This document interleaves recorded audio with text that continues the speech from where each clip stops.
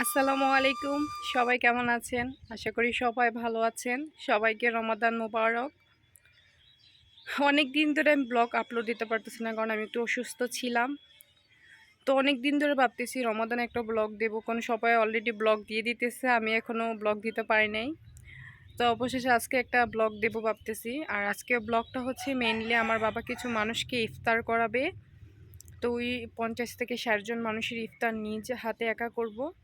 তো যেহেতু এতগুলো মানুষের ইফতার, তাই সকাল থেকেই শুরু করতে হবে। তো এখন বাজে মেইনলি 11টা। তো এখান থেকেই শুরু করব, কারণ অনেক কাজ, এতগুলো মানুষের ইফতার নিজে একা হাতে করব। তো সব কিছু ইনশাল্লাহ আপনাদের সাথে আজকে শেয়ার করব। আশা করি পুরো ব্লগটা জুড়ে আপনারা থাকবেন। পুরো ব্লগটা আপনাদের কাছে অনেক ভালো লাগবে। আর দেখেন রমজান মাসে ওয়েদারটা কত সুন্দর, মাশাল্লাহ। রমজান মাসে আসলে একটা শান্তির মাস। আর এবার রমজানটা আসলে অনেক একটা শান্তির, কারণ সেরকম রৌদ্র নাই, পানির পিপাসা নাই। আলহামদুলিল্লাহ, শুকরিয়া আল্লাহ দরবারে। শুরু করব এখন থেকে কাজ টাজ। তো কালকে রাত্রে আমি বুটটাকে পানি দিয়ে ভিজিয়ে রাখছিলাম। তো এখন এটাকে ভালোভাবে ধুয়ে নিয়ে আসছি। তো এখন এটাকে আমি সিদ্ধ বসাই দেবো। আর যেহেতু বুটটা সিদ্ধ হইতে একটু সময় নেবে, ওই কারণে আমি হচ্ছে প্রেসার কুকারের মধ্যে দিয়ে দিলাম, কারণ প্রেসার কুকারের মধ্যে খুব তাড়াতাড়ি বুটটা সিদ্ধ হয়ে যাবে। বাট আমার সবগুলো বুট প্রেসার কুকারের মধ্যে জায়গা হয় নাই, তো কিছু বুট রয়ে গেছে। তো বাকি বুটগুলো আমি অন্য পাতিলার মধ্যে সিদ্ধ করে নিলাম। তো এখন এগুলোকে আমি চুলার মধ্যে বসাই দেব, দিয়ে এখন হাতের বাকি কাজগুলো সেরে নেব এক এক করে। তো আমি এখন এই যে সবগুলা ডালকে ব্লেন্ড করে নেব। আর যেহেতু ডালের পরিমাণ অনেক ছিল, তা আস্তে আস্তে সবগুলাকে এক এক করে ব্লেন্ড করে নিতেছি। আর মাথার মধ্যে একটা টেনশন কাজ করতেছিল যে পারফেক্ট সময়ের মধ্যে সব কিছু করতে পারবো কি না একা হাতে। আর যেহেতু এতগুলো মানুষের ইফতার, তো যাক আলহামদুলিল্লাহ সব কিছুর জন্য। তো আমার এখন হচ্ছে ডাল ব্লেন্ডার করা শেষ, সেটা বাকি এখন আমি আদা রসুনগুলো ব্লেন্ড করে নেব।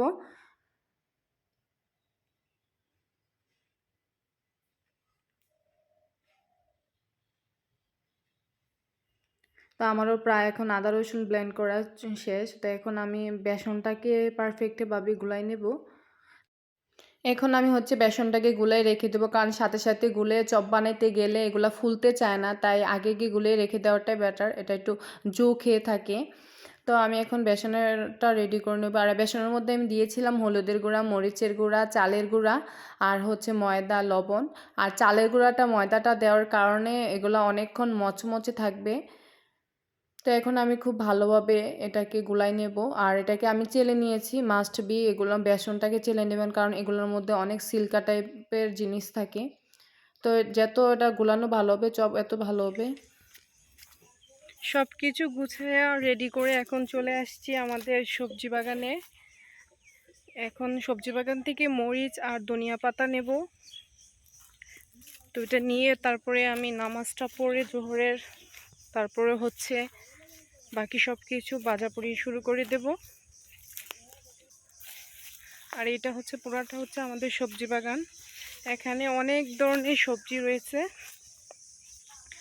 লাউ, তারপর হচ্ছে টমেটো, ধনিয়া পাতা, কাঁচামরিচ, কি কি সবজি আছে বাগানে। টমেটো নিজেদের খাওয়ার জন্য লাগাইছে, তো প্রায় অনেক টমেটো নষ্ট হচ্ছে। আলহামদুলিল্লাহ মাশাল্লাহ, অনেক অনেক টমেটো আসছে, আমরা নিজেরা খেয়ে শেষ করতে পারতেছিলাম না। প্রায় অনেক টমেটো আসছে।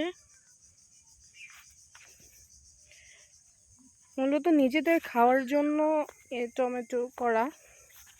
এখানে রয়েছে লাউ এর গাছ। তো এখানে আলহামদুলিল্লাহ প্রচুর লাউ আসছে, আর আমরা প্রচুর লাউ খাইছি। প্রচুর লাউ খাওয়ার পরে আর কিছু কিছু লাউ বিক্রি করা হয়েছে, তারপরে দেখেন গাছে কি পরিমাণ লাউ রয়েছে। হচ্ছে কাঁচামরিচ,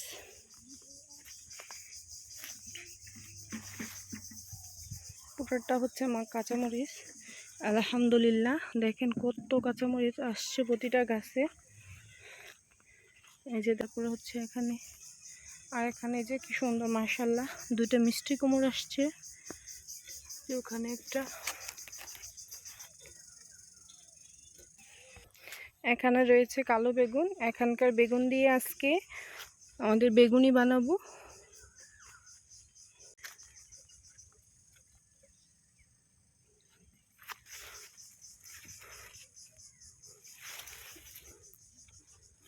মোটামুটি অনেক কালা বেগুন আসছে গাছে, তো আমরা অনেক খাইছি। এখানে রয়েছে একটা টক জাতীয় গাছ, এটাকে আমরা মেটস বলি। তো এটা প্রায় শেষ এখন। এই যে প্রচণ্ডভাবে ধরে রয়েছে, কেউ খাওয়ার মানুষ নাই, বাট এগুলোর টক অনেক মজা। আলহামদুলিল্লাহ অনেক অনেক সবজি হয়।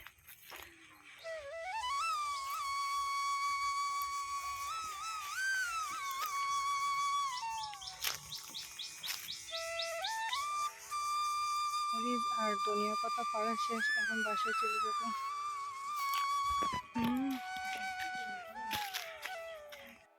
তা আমি হচ্ছে এখন জোরে নামাজটা শেষ করে চলে আসলাম ভাজা শুরু করার জন্য। তো আসার পর আম্মু বলতেছে দিয়ে ডালটা আমি মাখাই দিই। তা আমি বললাম না আমি পারবো, একা হাতে পারবো সব কিছু, তোমাকে আর কষ্ট করতে হবে না। তা আম্মা বললো দিয়ে আমি তোকে একটু সাহায্য করে দিই। তা আম্মা হচ্ছে কাঁচামরিচ, ধনিয়া পাতা, পেঁয়াজ সব কিছু দিয়ে ডালটাকে ভালোভাবে মাখাই নিতেছে। আর এখানে আমি আলু চপের জন্য আলু ভর্তাটা রেডি করে নিতেছি। আর হচ্ছে যে আলু মাখানোর পর আমার হাত প্রচুর জ্বলছে ওই দিন। তো আমি প্রায় অনেকগুলা আলু চপ রেডি করে নিলাম। আর এগুলো হচ্ছে আমাদের জমির বেগুন। তো এগুলাকে আমি এখন সবগুলাকে কেটে নেব। তো আমার হচ্ছে সব কিছু রেডি হয়ে গেছে। তো আম্মা হচ্ছে একটা চুলার মধ্যে পেঁয়াজগুলা ভাজতেছে, আর আমি হচ্ছে আলুর চপগুলা ভাজতেছি। মা জিনিসটা আসলে অনেক অদ্ভুত। মা অনেক অসুস্থ ছিল, তাই আম্মাকে মানা করেছে যে তোমাকে চুলার দ্বারা আসতে হবে না, আমি একা হাতে সব কিছু করতে পারবো ইনশাল্লাহ। তো আম্মা বলতেছে আচ্ছা সমস্যা নাই, তুই কর, আমি তোকে একটু পেঁয়াজগুলো ভাজতে সাহায্য করে দিই। তো তাকে আর কোনো কিছু করে মানা করে রাখতে পারলাম না। তো সে অবশেষে আমাকে পেঁয়াজগুলো ভাজতে সাহায্য করলাম। আসলে মা জিনিসটা খুবই অদ্ভুত, মায়েদের সাথে কারো তুলনা হয় না। তো আমি হচ্ছে আরেকটা চুলার মধ্যে হচ্ছে আলু চপগুলো ভেজে নিতেছিলাম। আর মাশাল্লাহ আলু চপগুলো খুব সুন্দরভাবে ফুলছিল।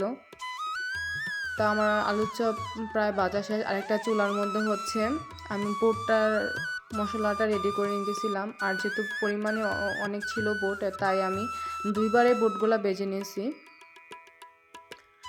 তো আজকে ইফতারের আয়োজনটা মূলত করা হয়েছিল আমাদের এলাকার মসজিদে।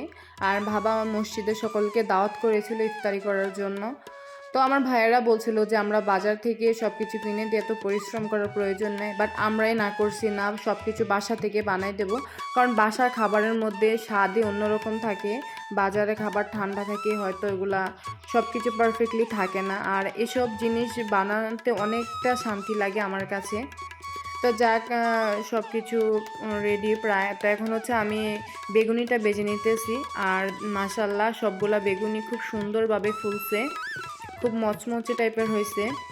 তো আমার হচ্ছে প্রায় এখন সব কিছু বানানো শেষ। তো এখন আমি রেডি করে নেব মসজিদে সব কিছু পাঠানোর জন্য। তো এই তো আমার প্রায় সব কিছু এখন রেডি হচ্ছে, আলুর চপ, বুট, বেগুনি, পেঁয়াজু। তো পরিমাণে আমরা অনেক বানাই নিয়েছি। তোরা যে এস্টিমেট দিয়েছিল, যে লিস্ট দিয়েছিল, তার থেকে আমরা ডাবল বানাইছি। তো যাক আলহামদুলিল্লাহ সব কিছু আমার এখন রেডি। সময়ের মাধ্যমে আমি সব কিছু করতে পারছি। আমার মাথার মধ্যে সকাল থেকে খুব টেনশন একটা কাজ করতেছিল যে একা হাতে সব কিছু সময়ের মাধ্যমে করতে পারুম কি না। পুরো আসলে একটু সময়ের কাজ। তো হুজুর মসজিদ থেকে কিছু বাচ্চা পাঠাইছে ইফতারিটা নেওয়ার জন্য, কারণ ওরা সব কিছু আগে আগে নিয়ে রেডি করবে। তো ওরা চলে আসছে বাচ্চারা নেওয়ার জন্য সব কিছু। তো আমি ওদেরকে সুন্দরভাবে এর মধ্যে দিয়ে দিতেছিলাম। আর সকাল থেকে খুব টেনশন একটা কাজ করতেছিল যে সময়ের মাধ্যমে সব কিছু পারবো কি না। যাক আলহামদুলিল্লাহ। তো ওরা হচ্ছে এগুলো নিয়ে যাইতেছে। তো আমার মাথার মধ্যে খুব টেনশন কাজ করতেছিল যে ওরা কি নিতে পারবো না কি, কারণ ওরা খুব ছোটো ছোটো বাচ্চা ছিল, ওরা না ফালাই দেয় এগুলা। তো ওদের পিছনে পিছনে এসে দেখলাম আমার বাড়ির পাশে ওয়েদারটা মাশাল্লাহ অনেক অনেক সুন্দর, বিকালের দৃশ্যটা। তো একটু ভিডিও করে নিলাম। তো এখন বাসায় চলে আসছি আর সব ফল ফ্রুট কেটে নেব। আর হচ্ছে মসজিদে শরবত, তারপর হচ্ছে খেজুর, মুড়ি, যা কিছু লাগে, শসা, লেবু, কাঁচামরিচ, কলা, যা কিছু লাগে এভরিথিং সব কিছু আব্বা আগে আগে নিয়ে দিচ্ছে ওদেরকে। তো শসা লেবুগুলা বাবা আস্তই নিয়ে নিছে, তো বলছিলাম বাসা থেকে তো আমরা সব কিছু কেটে রেডি করে দিই, তো বাবা বলতেছে না মসজিদে অনেক লোক থাকে এগুলা কাটাকাটি করার জন্য। আজকে হচ্ছে মসজিদের মুসল্লিদের পাশাপাশি আমি আরও এক্সট্রা করে ইফতারি বানিয়ে নিয়েছি, কারণ হচ্ছে আমি আমার বাড়ির আশেপাশে যারা আছে আত্মীয় স্বজন, চাচি জেঠি, সবার জন্য ইফতারি বানিয়ে নিয়েছি এক্সট্রা করে। তো এখন আমি ফল ফ্রুট কেটে সবার বাসায় গিয়ে গিয়ে ইফতারগুলো দিয়ে আসবো। আর আমার কাছে এটা খুবই ভালো লাগে ইফতারের আগে সবার বাসায় বাসায় গিয়ে ইফতারি দিতে। তো ছোটোবেলা আম্মা রেডি করে দিত আর আমি সবার বাসায় বাসায় গিয়ে দিয়ে আসতাম। তো এখন আমি নিজে রেডি করে সবার বাসায় বাসায় গিয়ে দিয়ে আসি। এটা আমার কাছে অনেক ভালো লাগে আর এটা আমাদের ইসলামের খুব সুন্দর একটা দৃশ্য। রমজান মাসে হচ্ছে ফ্যামিলির জন্য ইফতারি বানানো, ফ্যামিলি সবাই একসাথে বসে যখন রোজাটা ভাঙে, এগুলা দৃশ্য দেখলে একটা মানসিক আনন্দ পাওয়া যায়, একটা মানসিক শান্তি কাজ করে। তো আমি সব কিছু রেডি করে নিছি, এখন সবার বাসায় বাসায় গিয়ে দিয়ে আসবো ইফতারিগুলা। তা আমি সবার বাসার জন্য প্লেট রেডি করে নিয়েছি, তো এখন দিয়ে আসবো। আলহামদুলিল্লাহ সব কিছুর জন্য আল্লাহ তাআলা দরবারে লাখ কোটি শুকরিয়া জানাই। আল্লাহ তাআলা আমাদের যতটুকু সামর্থ্য দিয়েছে। তো আজকের ভিডিওটা আমি এখানেই শেষ করছি। আমার ভিডিওটা যদি আপনাদের কাছে ভালো লেগে থাকে তাহলে আমার চ্যানেলটা সাবস্ক্রাইব করে নেবেন। ভিডিওটা ভালো লাগলে চ্যানেলটা লাইক কমেন্ট শেয়ার করে দিবেন। সবাই ভালো থাকবেন, সুস্থ থাকবেন। আল্লাহ হাফেজ।